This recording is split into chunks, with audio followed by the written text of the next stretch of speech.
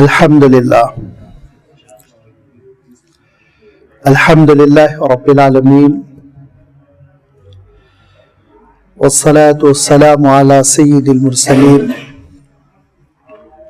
wa ala alihi wa ashabihi ajma'in, amma ba'd.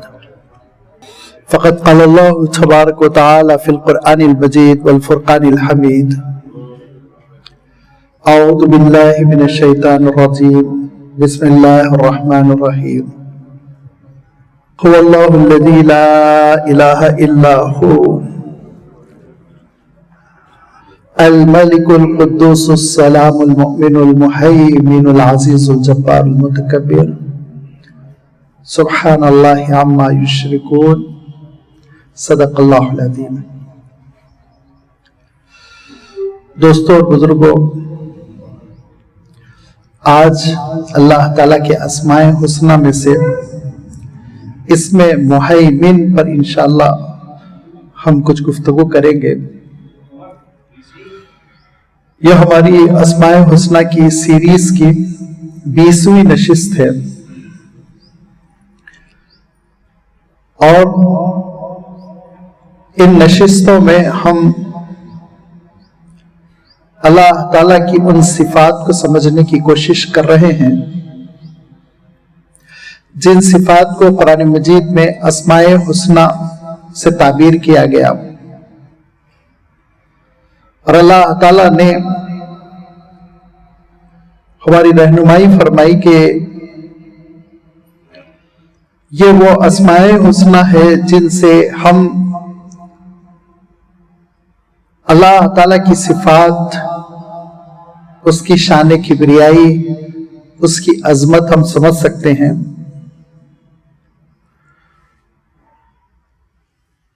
اللہ تعالیٰ کی عظمت اور اس کی شان کبریائی کو سمجھنے کی وجہ سے دل میں اللہ تعالیٰ کی معرفت کا نور پیدا ہوتا ہے۔ یہ وہ نور ہوتا ہے جس کی وجہ سے جہاں ہمارا ضمیر روشن ہوتا ہے وہیں ہم کو ایک بصارت ملتی ہے، فراست ملتی ہے، ایک شعور ملتا ہے، جس کے نتیجے میں اللہ تعالیٰ سے وہ محبت پیدا ہوتی ہے جس محبت کا تذکرہ کرتے ہوئے اللہ تعالیٰ نے ارشاد فرمایا والذین آمنوا اشد حبا للہ، ایمان والے اللہ تعالیٰ سے شدید محبت کرتے ہیں، وہ ہمارا محسن ہے، وہ داتا ہے، وہ رزاق ہے، وہ کریم ہے، وہ رحیم ہے، وہ غفور ہے۔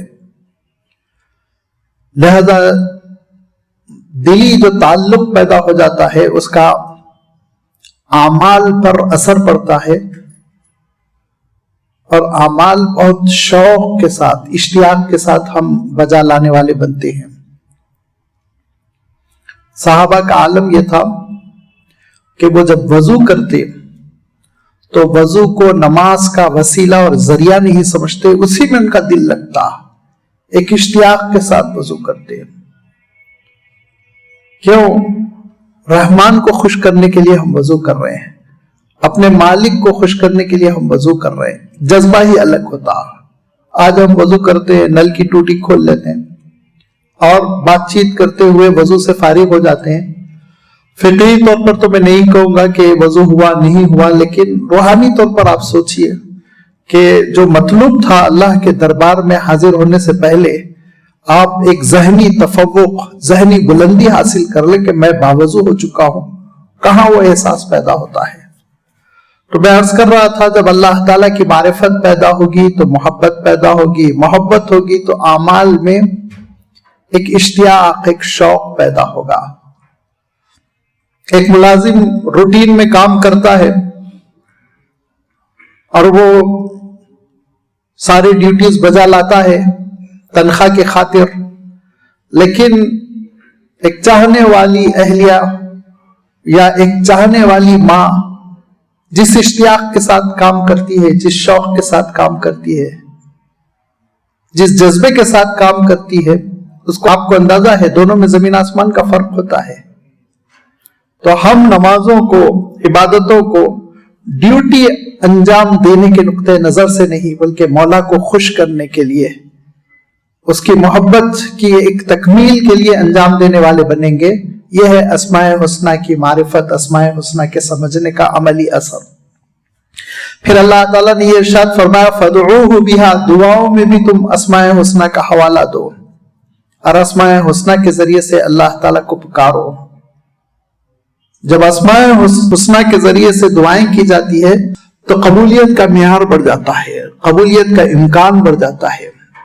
ये अल्लाह के प्यारे प्यारे नाम हैं जो खुद अल्लाह ताला को अजीज तर है। इसीलिए अल्लाह ताला ने कुरान मजीद में बार बार इनका तज़किरा किया।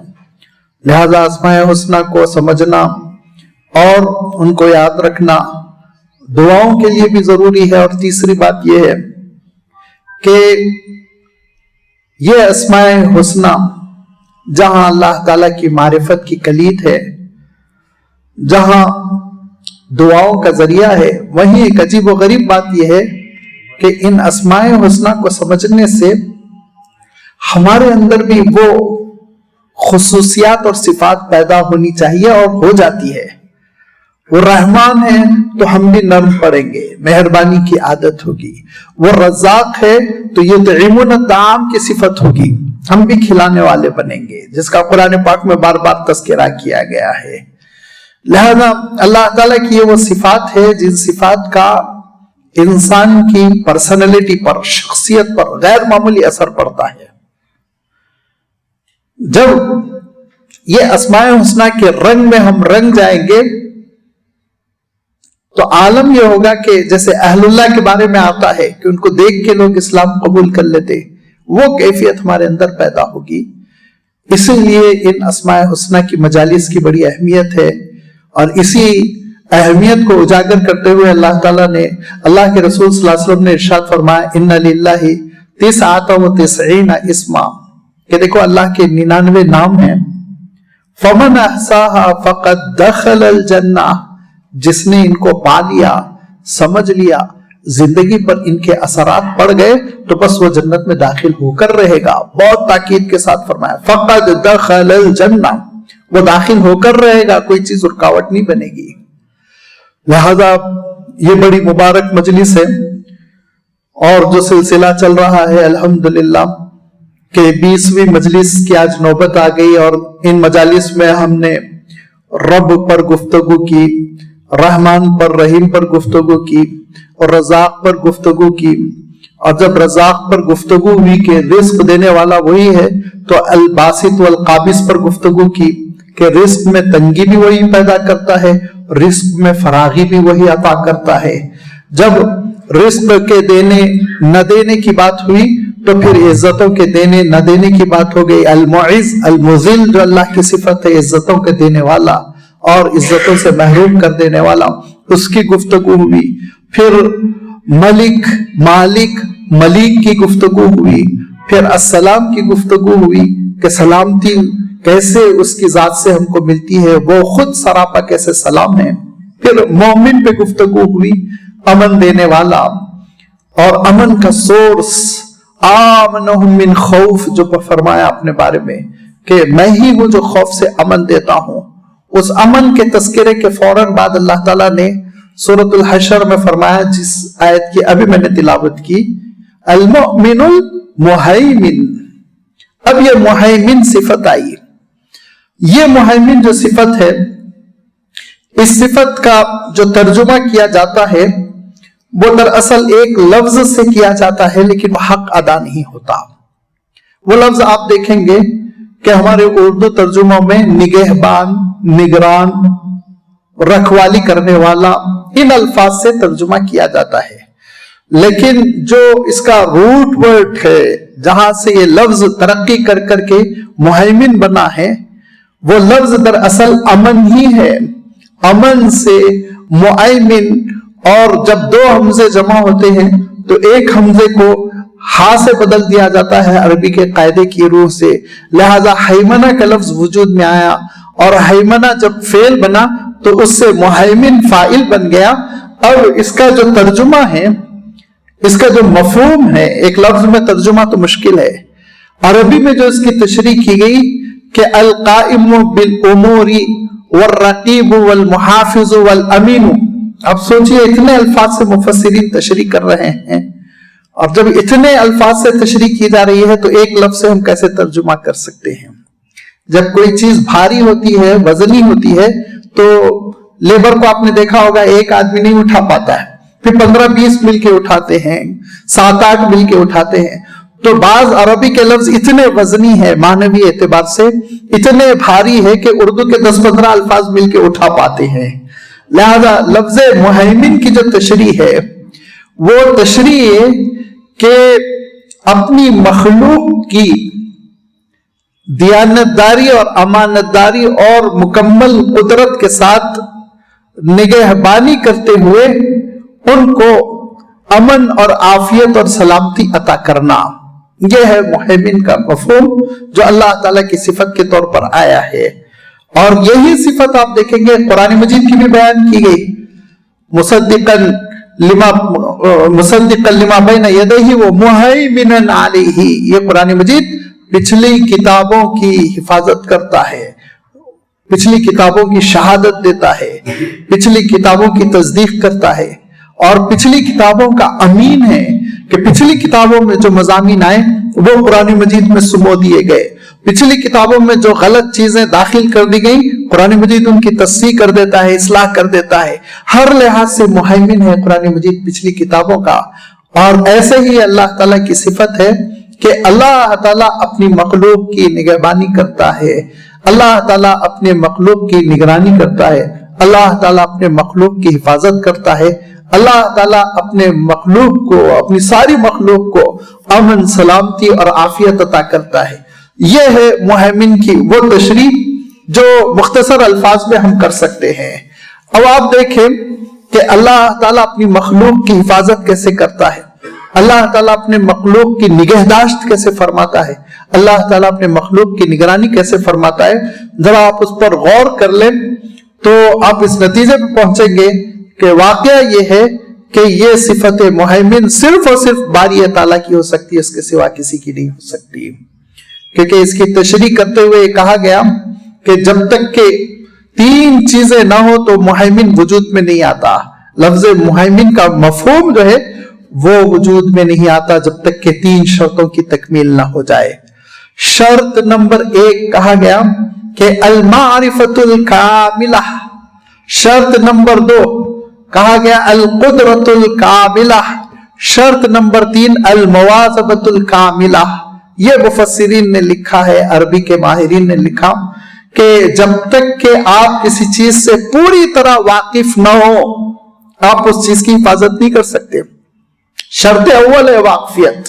لہذا آپ کی جائیداد ہے، آپ اونر ہیں کسی ریئل اسٹیٹ کے، اور آپ کو خود اس کے حدود نہیں معلوم ہے، کیا حفاظت کریں گے؟ 2 گز ادھر سے گھس آیا، کوئی 2 گز ادھر سے گھس آیا، 1 فٹ پہ قبضہ ہو گیا، 2 فٹ پہ قبضہ ہو گیا.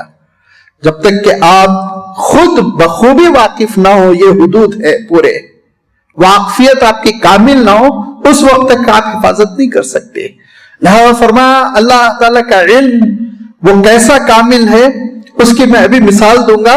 اللہ تعالیٰ کا علم کامل ہے، شرط اول.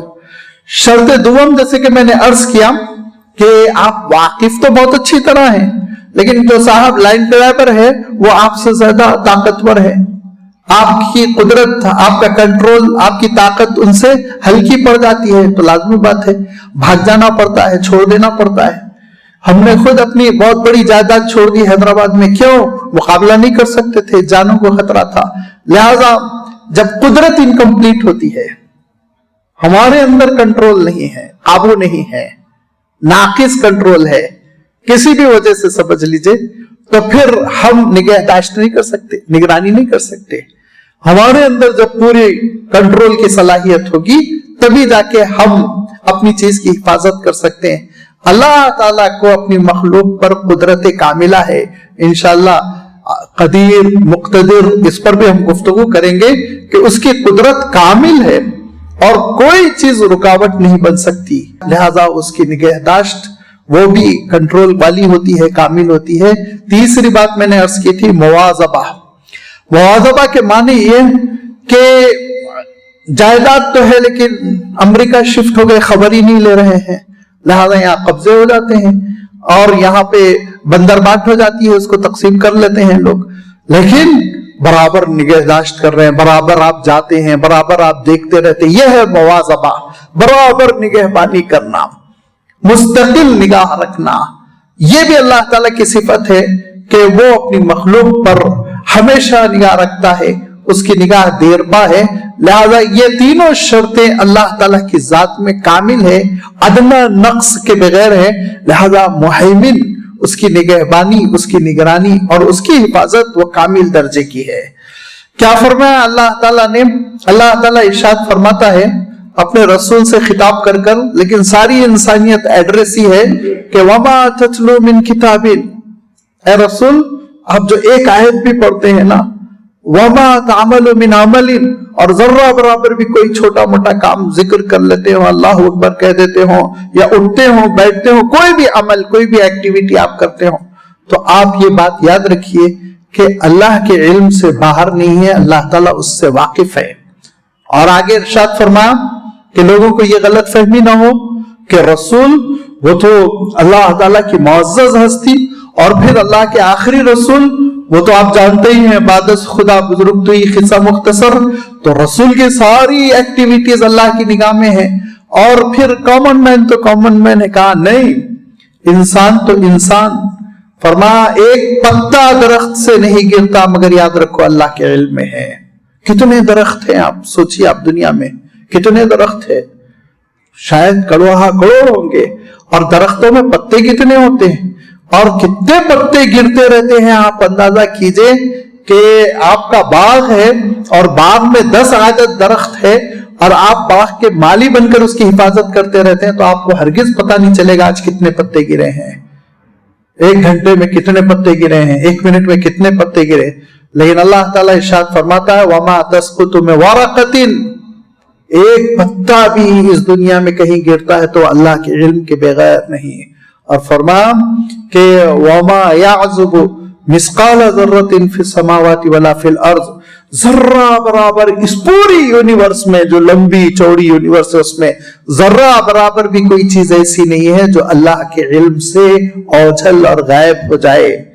ارشاد فرمایا کہ ہر چیز اللہ تعالیٰ کی نگاہوں میں ہے، اس کے علم میں ہے۔ جب اس کے علم میں ہے تو دوسرے نمبر پر پھر وہ چیز آ جاتی ہے کہ اس کی قدرت۔ تو اللہ تعالیٰ نے اپنی کامل قدرت کا تذکرہ کرتے ہوئے یہ بات ارشاد فرما دی کہ اس پوری کائنات میں ذرہ برابر تبدیلی نہیں ہو سکتی مگر یہ کہ اللہ کے حکم کے ساتھ، اللہ کی اجازت ہو، کوئی وجود میں نہیں آ سکتا، کوئی وجود سے معدوم ہو کر مر نہیں سکتا، سب کچھ جو کچھ ہو رہا ہے وہ اللہ کے حکم کے ساتھ ہو رہا ہے، بغیر اللہ تعالیٰ کے حکم کے نہیں ہو سکتا۔ تو لازمی بات ہے جب یہ اللہ کی شان ہے اور جب یہ اللہ تعالیٰ کی صفات ہے تو اس کی حفاظت بھی اسی شان کے ساتھ ہے، اسی شان کے ساتھ ہے۔ اسی لیے آپ دیکھیں گے کہ یہ زمین دوڑ رہی ہے، آپ جانتے ہیں 2 طرح سے دوڑ رہی ہے، گول بھی گردش کر رہی ہے، سورج کے اطراف بھی چکر لگا رہی ہے، لیکن کیا مجال ہے، اللہ کی نگہبانی دیکھیے، اللہ تعالیٰ کی نگرانی دیکھیے، کیا مجال ہے کہ یہ زمین 1 انچ اپنے آربٹ سے سورج سے قریب یا اپنے آربٹ سے سورج سے دور ہو جائے۔ یہ ہے اللہ کی نگہبانی۔ اللہ تعالیٰ کی نگہبانی کا عالم یہ ہے کہ اللہ تعالیٰ نگرانی فرماتا ہے۔ ایک بچہ وجود پا رہا ہے ماں کے پیٹ میں اور دنیا بھر کے جھگڑے ہو رہے ہیں، لیکن وقت پہ اس کو غذا مل رہی ہے، وقت پہ اس کو انرجی مل رہی ہے، اور بسا اوقات ماں خود پریشان ہے، بہت ساری الجھنوں میں گرفتار ہے، لیکن اللہ تعالیٰ 3 جھلیوں کے اندر اس کی حفاظت فرما رہا ہے، اس کی نگہداشت فرما رہا ہے۔ تو یہ اللہ تعالیٰ کی حفاظت ہے، اور اس حفاظت کے اللہ تعالیٰ نے نمونے قرآن مجید میں بیان کیے۔ یہ نمونے کیوں بیان کیے گئے؟ اللہ تعالیٰ نے تفصیل کے ساتھ ان چیزوں کا تذکرہ کیوں کیا؟ اس لیے کہ اس کا ایک بہت بڑا عملی اثر پڑتا ہے، جو عملی اثر انشاءاللہ میں بات ختم ہونے سے پہلے آپ کی خدمت میں رکھوں گا۔ اللہ تعالیٰ نے قرآن مجید میں کیا ارشاد فرمایا؟ اللہ تعالیٰ ایک جگہ ارشاد فرماتا ہے کہ اے موسیٰ و ہارون جاؤ فرعون کو للکارو. تو حضرت موسیٰ علیہ السلام نے کہا کہ پروردگار میں فرعون کے دربار میں نہیں جا سکتا ہوں کیونکہ میرے خلاف ایک کیس پینڈنگ میں ہے. وہ آپ کے ذہن میں ہوگا نا، ایک نوجوان کا قتل ہو گیا تھا قبطی کا. حضرت موسیٰ علیہ السلام محل سے نکلے تو ایک قبطی ایک اسرائیلی لڑ رہا تھا، تو حضرت موسیٰ علیہ السلام بچانے کے لیے گئے اور وہ قبطی زیادہ اچھل رہا تھا، فرعون کے خاندان کا تھا. تو ایک گھوسا حضرت موسیٰ علیہ السلام نے کیا مارا، وہیں وہ مر گیا، وہی کام تمام اس کا ہو گیا، ڈھیر ہو گیا. تو اس پہ حضرت موسیٰ علیہ السلام کی پکڑ ہونے والی تھی، آپ ہجرت کر کر چلے گئے تھے. تو حضرت موسیٰ نے کہا کہ میں یہ ڈرتا ہوں کہ ایک کیس ایسا ہے جس میں وہ مجھے گرفتار کر لیں گے، محل پہنچنے کے ساتھ ہی ہتھکڑیاں لگا دیں گے، میں کیسے اللہ تیرا دین پہنچاؤں.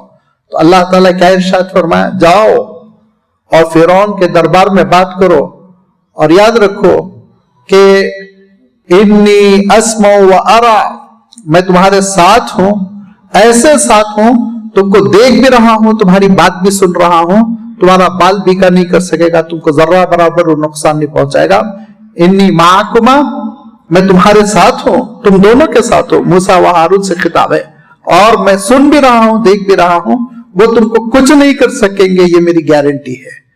حضرت موسیٰ علیہ السلام پہنچ گئے فرعون کے دربار میں، اور حضرت موسیٰ علیہ السلام نے فرعون سے معذرت نہیں کی، معافی مانگنے کے لیے نہیں پہنچے کہ درخواست دے رہے ہوں میرا جرم معاف کر دیا جائے. نہیں، للکار رہے ہیں، تڑپا رہے ہیں، اس کے جھوٹے خداؤں پر ضرب لگا رہے ہیں اور اس کی بادشاہی کے غرور کو چیلنج کر رہے ہیں اور کہہ رہے ہیں تو اللہ کا ایک ادنا معمولی بندہ ہے، جس وقت اللہ کا حکم آئے گا ایڑیاں رگڑ کے تو ختم ہو جائے گا، اللہ کی بات مان لے، رب العالمین کی بات مان لے.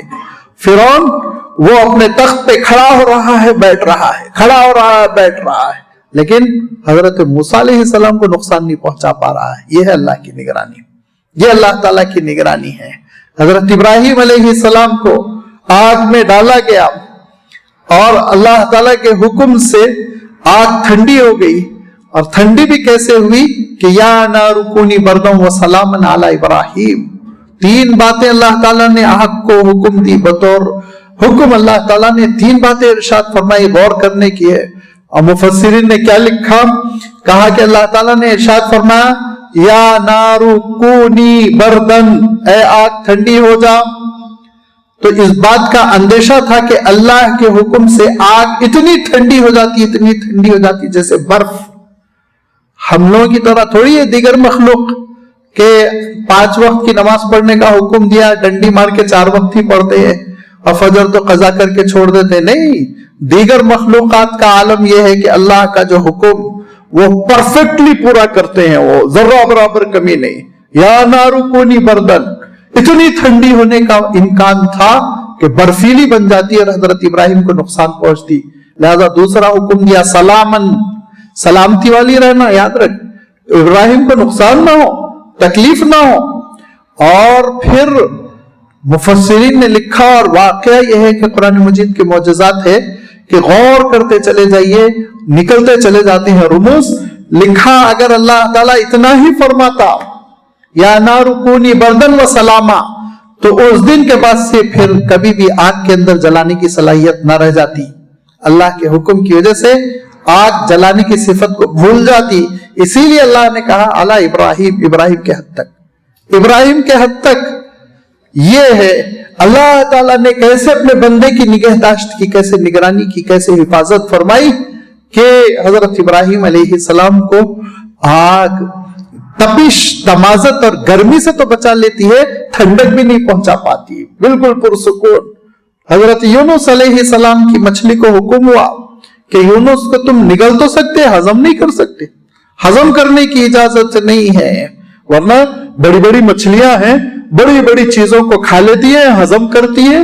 دیکھ لیجئے آپ سمندر میں بلو ویل کے بارے میں دیکھ لیجئے کیا کیا کھا جاتی ہے، وہ ہضم کر لیتی. کہا نہیں، یونس کو تم ہضم نہیں کر سکتے. اللہ کی نگرانی میں 3 دن حضرت یونس علیہ السلام مچھلی کے پیٹ میں، لیکن اللہ کی نگرانی، اور اللہ کی نگرانی میں حضرت یونس علیہ السلام زندہ سلامت پھر اس دنیا میں واپس آتے. اللہ کے رسول صلی اللہ علیہ وسلم کے غار ثور میں اللہ کے رسول صلی اللہ علیہ وسلم قیام پذیر ہے، اور ایسے آپ میں سے بعض حضرات وہاں گئے ہوں گے कि नीचे सुराख है, और अगर बैठकर उकड़ू बैठकर सुराख में झांके तो अल्लाह के रसूल सल्लल्लाहु अलैहि वसल्लम और हजरत अबू बकर नजर आ जाएंगे अंदर। लेकिन वो मुशरिकीन खड़े हुए हैं और उनके पैर देख रहे हैं हजरत अबू बकर, और हजरत अबू बकर को तशवीश है, अपनी जात पे नहीं, अल्लाह के रसूल को नुकसान पहुंचा देंगे, ये तशवीश है। तो अल्लाह के रसूल सल्लल्लाहु अलैहि वसल्लम क्या कहते हैं, ला तहज़न इन्नल्लाह माना, नहीं नुकसान पहुंचा सकते हो, अल्लाह हमारे साथ, उसकी निगहदाश्त है, उसकी निगहबानी हिफाजत है, वो अमानत को अपनी मंजिल तक पहुंचा कर रहता है। उसने मुझसे वादा किया है, बल्लिग मा उनज़िला इलैक वल्लाहु यासिमुका मिनन नास, तबलीग का फरीज़ा आप अंजाम दीजिए, लोगों से हिफाजत हमारी जिम्मेदारी है। वल्लाहु यासिमुका मिनन नास, अल्लाह लोगों से आपको बचाता रहेगा, कोशिश करेंगे वो, लेकिन आपको खत्म नहीं कर सकेंगे। लिहाजा ये अल्लाह के रसूल सल्लल्लाहु अलैहि वसल्लम की हिफाजत हुई।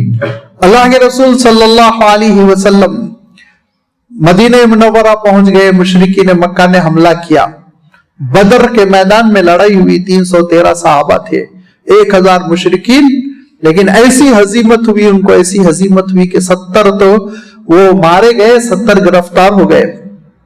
मक्के के लोग, उनका आलम यह है, जले भुने हैं, इंतकाम की आग में जल रहे हैं। अल्लाह की इस खुली मदद और नुसरत को मोजज़ा नहीं समझा, ईमान नहीं कबूल किया, बल्कि फिर अंधी दुश्मनी में मरे जा रहे हैं। और वहाब इब्ने उमैर नामी एक साहब हैं, वो एक मजलिस में कहते हैं कि अगर मेरे बच्चे ना होते और मेरा कर्ज ना होता, मैं किसी तरह मोहम्मद को कत्ल करके आता सल्लल्लाहु अलैहि वसल्लम। उनके एक दोस्त बैठे हुए हैं, वो दोस्त कहते हैं, अच्छा अगर तुम्हारे बच्चों की कोई ऐसी जिम्मेदारी ले ले कि उसके बच्चे तुम्हारे बच्चे बिल्कुल बराबर वैसी मोहब्बत दे, वैसे ही खर्चा, वैसे ही पाल पोस कर बड़ा कर दे, और तुम्हारे पूरे कर्जों को वो अदा कर दे, तो तुम करोगे? तो कहा हाँ, मैं कत्ल कर दूंगा जाके मदीने मुनव्वरा, चाहे मैं बचूं न बचूं। तो साहब ने कहा ठीक है, मैं कसम खा के कहता हूं कि तुम्हारे बच्चों की जिम्मेदारी मेरी और तुम्हारे कर्जे मैं अदा कर रहा हूं, तुम जाओ, इस मिशन पर तुम जाओ। अब वहाब इब्ने उमैर तलवार को तैयार करते हैं, उसको कई दिन जहर में डुबो कर रखते हैं, जहरीली तैयार कर ली और तलवार, और उसको मयान में रखा और उसको लटकाया और निकल गए ऊंट लेके मदीने मुनव्वरा। धीरे धीरे सफर करके 2-3 हफ्ते में मदीने मुनव्वरा पहुंच गए और लोगों से पूछा कि अल्लाह के रसूल कहाँ मिलेंगे, यानी मोहम्मद कहाँ मिलेंगे सल्लल्लाहु अलैहि वसल्लम। लोगों ने कहा बैठे हुए तशरीफ फरमा मस्जिद नबवी में। लिहाजा वो मस्जिद नबवी के दरवाजे पर जाके अपनी ऊंटनी को एक जगह बांध रहे हैं कि हजरत उमर ने देख लिया। हजरत उमर ने देख लिया और हजरत उमर ने कहा, अल्लाह के रसूल ये अच्छी नीयत से नहीं आया, ये अच्छी नीयत से नहीं आया, इसका चेहरा बता रहा है, आप इजाजत दे तो मैं इसको रोक दूं दरवाजे पे। कहा नहीं, तुमको इजाजत नहीं है दरवाजे पे रोकने की, भेजो उनको मेरे पास। कहा भेजो। अब हजरत उमर तड़प रहे हैं, बेचैन हो रहे हैं कि ये कहीं तकलीफ ना पहुंचा दे, अल्लाह के रसूल सल्लल्लाहु अलैहि वसल्लम को हमला ना कर दे, ये मक्के का खुला हुआ दुश्मन है, ये चला आ रहा है।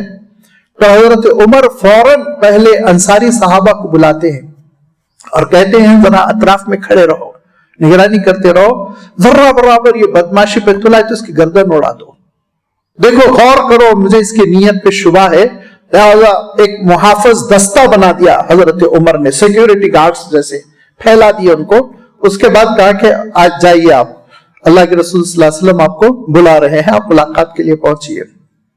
वहाब इब्ने उमैर पहुंच गए। पहुंचने के बाद कहा कि अनिम सबाहा, वही गुड मॉर्निंग उसका तर्जुमा। तो हुजूर ने कहा हमारा सलाम इससे बहुत अच्छा है, अस्सलामु अलैकुम हम कहते हैं, जिसमें सलामती का पैगाम होता है। यह अनिम सबाहन के माने ये कि जरूर तुम्हारी नीयत में कोई खतरा है, सुबह अच्छी हो शाम चाहे बुरी हो जाए, ये तुम्हारा जो सलाम है ये सलाम जरा कंफ्यूजन पैदा करने वाला है, क्या बात है, किस नियत से? कहा नहीं, जो बदर में कैदी हो गए हैं वो कैदियों के बारे में मैं तबादला ख्याल करने के लिए आया, पेनल्टी वगैरह देकर उनको आजाद कराना है, बस इतनी नियत है, सफीर बनकर आया। तो अल्लाह के रसूल सल्लल्लाहु अलैहि वसल्लम ने क्या फरमाया? अल्लाह के रसूल सल्लल्लाहु अलैहि वसल्लम इरशाद फरमाते हैं, اور جو تمہارے دوست سے بات ہو رہی تھی کہ قرضے اگر ادا ہو جائیں اور تمہارے بچوں کی ذمہ داری لے لے تو تم کیا ڈیوٹی انجام دو گے، کیا کہا تھا اس سے؟ وہ کہتا ہے خدا کی قسم میں اب تک یقین نہیں کرتا تھا آپ پر وحی آتی ہے، اب میں خدا کی قسم کھا کے کہتا ہوں اشہد باللہ انک لرسولہ کہ آپ خدا کے سچے رسول ہیں، لہذا میں تلوار اسی نیت سے لایا تھا، یہ زہر آلود تلوار ہے، اب میں ایمان قبول کرتا ہوں۔ لہذا انہوں نے ایمان قبول کیا۔ کہا کہ اب بتائیے کیا ذمہ داری؟ اللہ کے رسول صلی اللہ علیہ وسلم نے کہا جب تک مکے میں مسلمان تھے تم نے خوب ستایا، لہذا اب تھوڑا سا تم بھی تو اس کندھن میں تپو ذرا سا اور اس کسوٹی میں کسو، مکے میں جاؤ دعوت دو، تمہارے پہ مصیبتیں آئیں گی، پریشانیاں آئیں گی تو تمہارے پچھلے گناہ معاف ہوں گے۔ کہا میں دائی بن کے جاتا ہوں۔ لہذا وہ دائی بن کر گئے اور پھر انہوں نے مکہ مکرمہ میں اسلام پیش کیا، لوگ ٹوٹ پڑے اور انہوں نے کہا اے اللہ اس مصیبت کو، اس اذیت کو کفارہ بنا دے جو میں نے تیرے ایمان والے بندوں کو پہنچائی تھی، اس خطا کا، اس گناہ کا۔ کون نگرانی کر رہا تھا اللہ کے رسول صلی اللہ علیہ وسلم کی؟ کون نگہبانی کر رہا تھا؟ کون باخبر کر رہا تھا؟ یہ ہے محیمن کی صفت، یہ ہے محیمن کی ذات۔ اللہ کے رسول صلی اللہ علیہ وسلم کے پاس یہودی قبیلے کے لوگ آئے اور کہا آپ تشریف لائیے اور ہم آپ سے ایگریمنٹس کرنا چاہتے ہیں، معاہدہ کرنا چاہتے ہیں تاکہ ہم اور آپ مل کر مدینہ منورہ کے سلامتی پسند، امن پسند شہری بن کر زندگی گزارے، جھگڑے نہ ہو، آپس میں کوآپریشن ہو۔ تو اللہ کے رسول صلی اللہ علیہ وسلم نے کہا ان جنحوا للسلم فجنح لہا، سلامتی کی بات میں تو ہم سب سے آگے ہیں، چلو میں آ رہا ہوں۔ لہذا اللہ کے رسول صلی اللہ علیہ وسلم بنو نذیر کے قبیلے میں پہنچے اور دھوپ کا وقت تھا، ایک دیوار اونچی تھی اور اس کا سایہ گر رہا تھا۔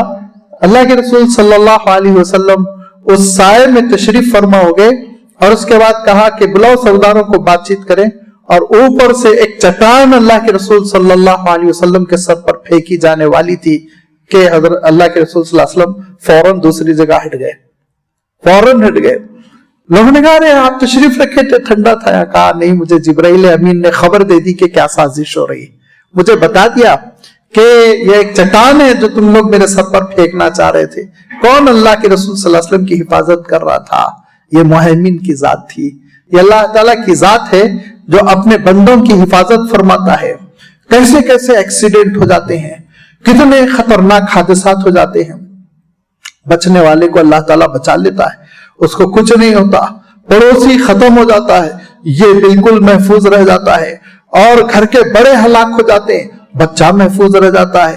اور ابھی آپ نے سنا ہوگا کہ گزشتہ دنوں جو زلزلہ آیا تھا، وہ زلزلے میں 3 دن کے بعد شیرخوار بچی زندہ برآمد ہو رہی ہے بلڈنگ کے ملبے سے، سب کے سب ختم ہو گئے، ایک بچی کو اس نے زندہ رکھا۔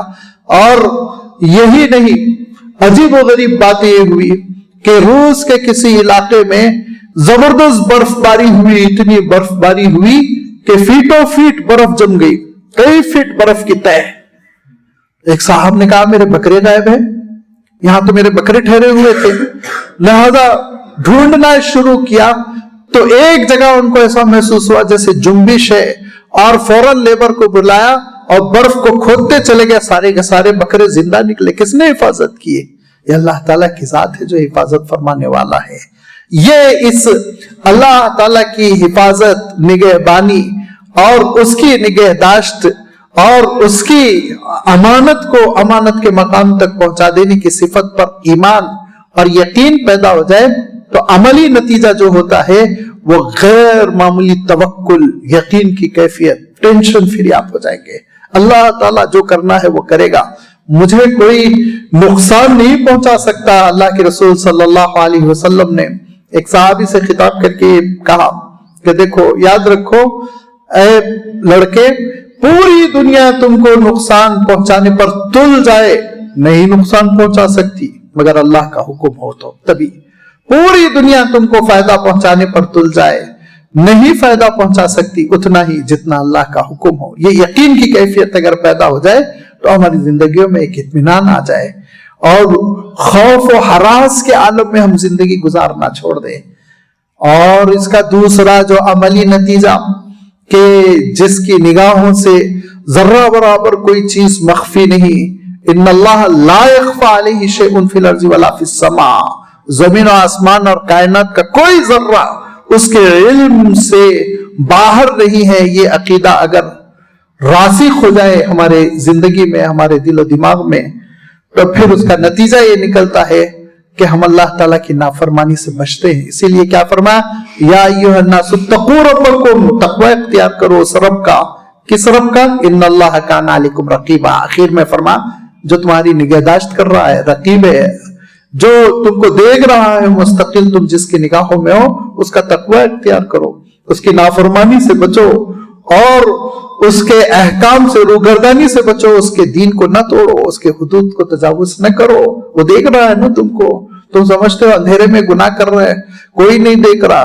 तुम ये समझते हो अपनी अब्बा से दूर है, तुम ये समझते हो सोसाइटी की निगाहों से महफूज है, लिहाजा यहाँ गुनाह कर लेने में क्या हर्ज है। लेकिन याद रखो, जो तुम्हारा सबसे बड़ा मोहसिन है, जो पालनहार है, खालिक है, मौला है, वो तो ऐसे देख रहा है जैसे दो ईंच पर, वो तो कहा ना, वो तो ऐसे है जैसे शहरक तुम्हारी। लिहाजा सोचो, उसके सामने गुनाह करके इंसान कहाँ जाएगा। हुजूर अकरम सल्लल्लाहु अलैहि वसल्लम की खिदमत में एक सहाबी आए और कहा कि मैं सब कुछ कर सकता हूँ लेकिन मैं ये गुनाह नहीं छोड़ सकता हूँ, इसका मैं बड़ा दिलदादा हूँ। तो अल्लाह के रसूल सल्लल्लाहु अलैहि वसल्लम ने कहा, तुम करो लेकिन ये सोच के करो कि जिस वक्त तुम कर रहे हो उस वक्त अल्लाह मियां नहीं देख रहे, अल्लाह ताला साथ नहीं। अब जब वो गुनाह करना चाहता तो उसको फौरन महसूस होता कि अल्लाह तो देख रहा है, अल्लाह की निगाहों से तो मैं बच नहीं सकता। लिहाजा लाजमी बात है, घबराहट पैदा होती है। अल्लाह के रसूल सल्लल्लाहु अलैहि वसल्लम ने एक हदीस में बयान फरमाया कि वो 3 लोग गार में फंस गए थे, तो 3 लोगों ने अपनी अपनी नेकियों का हवाला देकर दुआ की थी। तो उसमें एक शख्स वो था जिस शख्स का आलम ये था कि जो ख्वाहिश वो पूरा करना चाहता था, उस ख्वाहिश की तकमील का मौका उसके लिए फराहम हो गया था और उसकी कजिन उसके पास आई हुई थी मदद मांगने के लिए, हर चीज कंट्रोल में थी, यहाँ तक कि उसको पैसे भी दे दिलाकर वो खुश कर चुका था। लेकिन उसने एक जुमला उस खातून ने ऐसा कहा कि अल्लाह का तकवा इख्तियार करो, वो तुमको देख रहा है, तो थर थर कांपने लगा। तौबा किया, खातून का रास्ता छोड़ दिया, उनको जाने दिया और दुआ में कहा, मौला अगर वो अमल मैंने तेरी खुशनुदी के लिए किया था तो आज ये मुसीबत हम पर दूर कर दे। चट्टान हट गई, चट्टान हट गई। ये अकीदा अगर हमारे अंदर पैदा हो जाए। आज होता क्या है, हमारे नौजवान घरों से दूर जाते हैं, पिकनिक पर चले आते हैं, माँ बाप की निगाहों से ओझल हो जाते हैं और उसके बाद से फिर उनके लिए हालात साजगार हो गए। वो समझते हैं, कहां से साजगार हो गए, वो समझते हैं अब कोई देखने वाला नहीं, अब कोई निगरानी करने वाला नहीं। और बसा औकात वो नौजवानों के बारे में ये शिकायत आती कि इतना अच्छा लड़का, नौजवान, नमाजी, साले, और वो गया तो मालूम हुआ हराम शुरुबात भी पी गया, वो गया तो मालूम हुआ कि वो रक्स कर रहा है, नाच रहा है, गा रहा है, बजा रहा है, गुनाह कर रहा है। क्यों? वो समझ रहा है सोसाइटी की निगाहों से मैं बच चुका हूं और बदनामी का दाग मेरे दामन पे नहीं लगेगा। लेकिन याद रखो, अल्लाह की निगाहों से नहीं बच सकते तुम, अल्लाह की निगाहों से नहीं बच सकते। सोसाइटी की क्या हैसियत है, अल्लाह ताला असल है, उससे उसका खौफ दिल में जागुजी होना चाहिए।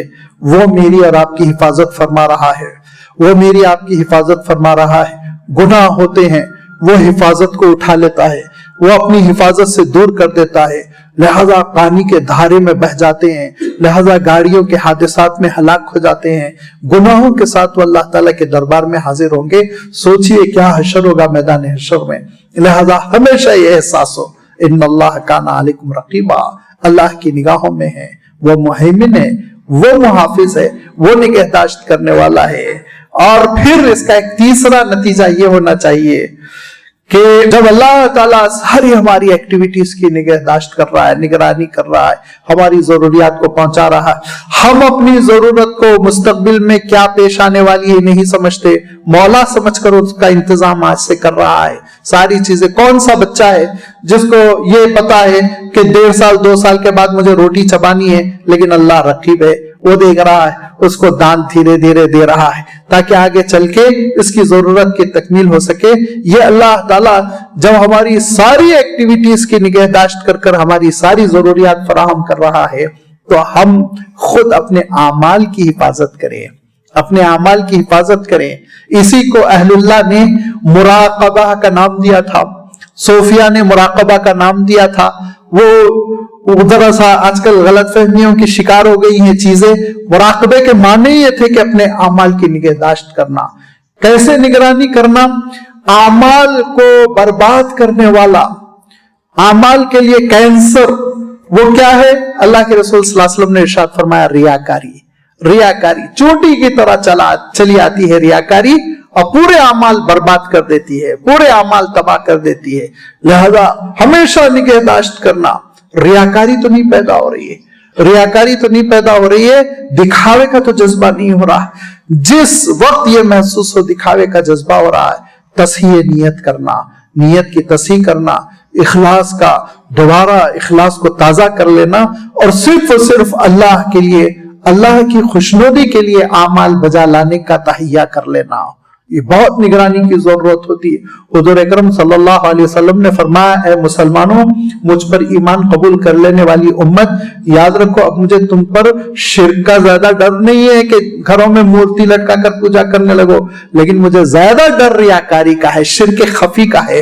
ये तुम्हारे घरों में, तुम्हारे अमाल में, तुम्हारे अकीदे में घुस आएगी, तुम समझ भी नहीं पाओगे। लिहाजा अपने अमाल की निगरानी, अपने अमाल की निगहदाश्त, सबसे पहले हम ये निगाह रखें कि इखलास में कोई कमी तो नहीं आ रही है। दूसरी चीज, फतूर तो नहीं आ रहा है। जरा उर्दू के एतबार से फतूर हो सकता हमारे नौजवानों के लिए थोड़ा सा सख्त लफ्ज हो जाए। फतूर के माने क्या होते हैं? एक वीकनेस। जोश में हम काम तो शुरू कर देते हैं, लेकिन बाद में धीरे धीरे कमजोर पड़ जाते हैं। लिहाजा मालूम ये हुआ कि कोई अच्छी तकरीर सुन ली, अल्लाह ताला ने दीनी माहौल, दीनी इज्तिमा, दीनी तहरीकों में बैठने का मौका दे दिया। मालूम ये हुआ कि अल्हम्दुलिल्लाह रात में 2 घंटे की तहज्जुद शुरू हो गई, 1 हफ्ते के बाद 1 घंटे की, और 1 हफ्ते के बाद आधे घंटे की, और 1 हफ्ते के बाद फिर तहज्जुद खत्म फजर में, और 1-2-3 महीने के बाद फिर फजर भी गायब, फजर भी कज़ा। ये फतूर है, ये फतूर, ये नहीं होना चाहिए। अल्लाह के रसूल सल्लल्लाहु अलैहि वसल्लम ने कहा कि अहब्बुल आमाली इलल्लाहि अदवमुहा, अल्लाह के पास मकबूल तरीन अमल कौन सा है? जो दाइमी होता है।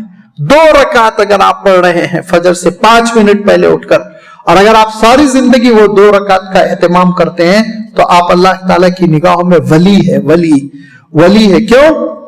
इन्नल्लज़ीना क़ालू रब्बुना अल्लाह सुम्मा इस्तक़ामू, इस्तिकामत है आपके, साबित कदमी है, ये विलायत है। और क्या फरमाया अहलुल्लाह ने? अहलुल्लाह ने फरमाया कि तुम जो वलियों की अलामत समझते हो, करामत है कि नहीं है, ये वलियों की अलामत समझते हो। कहा और औलिया जो होते हैं, अल्लाह के जो नेक बंदे होते हैं अहलुल्लाह, वो औलिया की अलामत किसको मानते हैं? इस्तिकामत को। कहा अल इस्तिकामा फौकल करामा, करामत बहुत छोटी चीज है। कहा करामत बहुत छोटी चीज है, इस्तिकामत बहुत बड़ी चीज है। लिहाजा हम अपने आमाल पर निगाह रखें कि जिन नेकियों के हम आदी हो गए, उन नेकियों को फिर हम फरामोश करने वाले न बने, साबित कदम रहे। जो कर रहे हैं, एक दिन जोश आया, 1000 रुपए आपने खर्च कर दिए, और उसके बाद से मालूम ये हुआ सालों कुछ नहीं। उसके बजाय अगर आप रोजाना 10 रुपए से किसी की मदद कर रहे हैं, तो हो सकता है रोजाना 1 टाइम का खाना वो खा पा रहा हो, और उसकी वजह से उसकी कमर खड़े होने के काबिल हो रही हो, और वो फिर जिंदगी बसर कर सके, इस दुनिया में जी सके। तो ये कभी कभी याद रखिए, ये छोटे छोटे आमाल जब हमेशा किए जाते हैं, बहुत बरकत लेकर आते हैं। उसकी मिसाल ये है कि जम के बारिश हो गई 1 घंटा, सड़कें जाम, ट्रैफिक जाम, जहमत ही जहमत, लोग परेशान, लेकिन रिमझिम बारिश जब होती है 10-15 दिन, खेत लहलहा उठता है, पानी के जखीरे भर जाते हैं, बरकत ही बरकत पैदा होती है।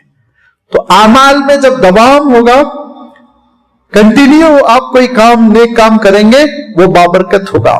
और जब करके बड़ी शक्ल में छोड़ देंगे, तो लाजमी बात है अल्लाह ताला इंशाअल्लाह ज़ाया तो नहीं फरमाएगा, वो बरकत नहीं होती, वो तरक्की उसमें नहीं होती, और वो अजर उसको नहीं मिलता जो दाइमी तौर पर किए जाते हैं। लिहाजा हमारे अंदर मुराकबा पैदा हो जाए, हम मुहैमिन की सिफत का एक पर्दू हमारे अंदर यूं पैदा हो जाए कि हम मुहैमिन बन जाए अपने आमाल की। اپنے اعمال کے، اور ہم اپنے اعمال میں ریاکاری نہ داخل ہونے دیں، ہم اپنے اعمال کو ٹیمپرری نہ رہنے دیں، مستقل ثابت قدمی کے ساتھ انجام دینے والے بن جائیں۔ اور نمبر 3 یہ کہ ہم اپنے اعمال کی نگرانی کریں کہ غلط سلط انداز میں اس کو انجام نہ دیں، بلکہ شریعت کی روشنی میں، اللہ کے رسول صلی اللہ علیہ وسلم کی سنت کی روشنی میں۔ یاد رکھیے جو بھی کام ہوتا ہے لیگل انداز میں ہوتا ہے تو اس کام کی اہمیت ہوتی ہے، اور پراپر چینل سے لیگل انداز میں نہیں ہوتا تو اس کی کوئی اہمیت نہیں ہوتی، کوئی اہمیت نہیں ہوتی۔ زبردست آپ نے پی ایم کو خط لکھ کے وہ خط کو اپنے گھر میں رکھ لیا، کیا فائدہ؟ اسی کے بجائے چھوٹا موٹا خط لکھیے، کلیکٹر کو اسٹیمپ لگا کے کلیکٹر آفس میں اس کو بھیجیے، اور اس کے بعد اس کا ایک ریسیپٹ کاپی لیجیے، معلوم ہوا یہ زیادہ اثر کر جائے گا۔ لہذا ہر کام لیگل انداز میں ہونا چاہیے، نماز ہو تو نماز کی شکل میں، اور عبادت ہو تو عبادت کی شکل میں، جو شرعی شکل ہے، جو اللہ کے رسول صلی اللہ علیہ وسلم کی دی ہوئی صورت ہے، اس میں ہم انجام دیں، اس کی نگہداشت کریں، اس کی نگرانی کریں، تو ہم برکتوں سے مالا مال ہوں گے۔ لہذا اللہ تعالیٰ کی یہ صفت مہیمن، یہ صفت عجیب و غریب صفت ہے، اور قرآن مجید میں 2 جگہ یہ لفظ آیا ہے، ایک جگہ اللہ کے لیے آیا ہے، ایک جگہ قرآن مجید کے لیے آیا ہے۔ اس کا مفہوم یہ ہے کہ محافظت، اس کا مفہوم یہ ہے کہ شہادت، اس کا مفہوم یہ ہے کہ نگہداشت، نگرانی، اپنی منزل تک پہنچانا، اور اللہ تعالیٰ کی اس صفت کو سمجھنے کے بعد ہماری زندگی میں یہ تبدیلی پیدا ہو کہ ہم بھی اپنے اعمال کی حفاظت کرنے والے ہوں، اللہ کی ذات پر یقین ہو، توکل ہو، بھروسہ ہو کہ اسی کی ذات سے نقصان پہنچ سکتا ہے، اسی کی ذات سے فائدہ پہنچ سکتا ہے۔ انہی چند معروضات کے ساتھ میں اپنی گفتگو ختم کرتا ہوں کہ اللہ تعالی ہم کو ان اسماء الحسنی کو سمجھنے اور ان کے مفہوم کو برتنے اور اس کے تقاضوں پر عمل کرنے کی توفیق عنایت فرمائے۔ ربنا تقبل منا انك انت السميع العليم وارنا مناسكنا وتب علينا انك انت التواب الرحيم۔ ربنا لا تؤاخذنا ان نسينا واخطانا، ربنا ولا تحمل علينا إصرا كما حملته على الذين من قبلنا، ربنا ولا تحملنا ما لا طاقة لنا به واعف عنا واغفر لنا وارحمنا أنت مولانا فانصرنا على القوم الكافرين۔ ربنا تقبل منا إنك أنت السميع العليم وارنا مناسكنا وتب علينا إنك أنت التواب الرحيم برحمتك يا أرحم الراحمين، والحمد لله رب العالمين، صلى الله عليه وآله وسلم۔